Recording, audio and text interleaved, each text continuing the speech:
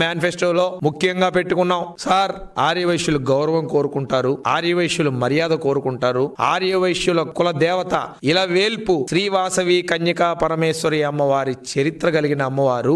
ఏదైతే ఆ అమ్మవారికి అందరిలాగా ఎలా అయితే ఏడుకొండల వెంకన్న స్వామి వారికి పట్టు వస్త్రాలు సమర్పిస్తామో ప్రభుత్వం తరపున, కనకదుర్గ అమ్మవారికి విజయవాడలో ఉత్సవాల్లో మనం ఎలా అయితే అమ్మవారికి పట్టు వస్త్రాలు సమర్పిస్తామో, అలాగే ఆర్యవైశ్యుల కులవేల్పు ఇలవేల్పైన శ్రీవాసవి కన్యకా పరమేశ్వరి అమ్మవారి ఆత్మార్పణ దినోత్సవం ని ప్రభుత్వం అధికారికంగా నిర్వహించండి సార్. ఆర్యవైశ్యులందరూ కూడా ఆనందపడతారు, ఆర్యవైశ్యులందరూ కూడా గర్వంగా ఫీల్ అవుతారు. దయచేసి ఆ రోజున ముఖ్యమంత్రి నారా చంద్రబాబు నాయుడు గారిని పెనుగొండలోని శ్రీ వాసవి కన్యకా పరమేశ్వరి అమ్మవారి దేవాలయం 2600 సంవత్సరాల చరిత్ర కలిగిన దేవాలయం నగరేశ్వర స్వామి ఆలయంలో శ్రీ పెనుగొండ కన్యకా పరమేశ్వరి అమ్మవారి ఆలయం ఉంది. ఆ ఆలయానికి వచ్చి మీరు పట్టు వస్త్రాలు సమర్పించాలి సార్ అని చెప్పని మేము అడగటం జరిగింది. సహృదయంతో ఆర్యవైశ్యుల మీద ఉన్న గౌరవంతో ఆర్యవైశ్యుల మీద అభిమానాన్ని చాటుకుంది ఎన్డీఏ ప్రభుత్వం. మేనిఫెస్టోలో పెట్టడమే కాకుండా ఆనాడు ముఖ్యమంత్రి చంద్రబాబు నాయుడు గారి ఆదేశాల మేరకు పవన్ కళ్యాణ్ గారు, లోకేష్ గారు చర్చించి కన్యకా పరమేశ్వర అమ్మవారి ఆత్మార్పణ దినోత్సవాన్ని అధికారికంగా నిర్వహిస్తామని కేబినెట్ లో చర్చించి,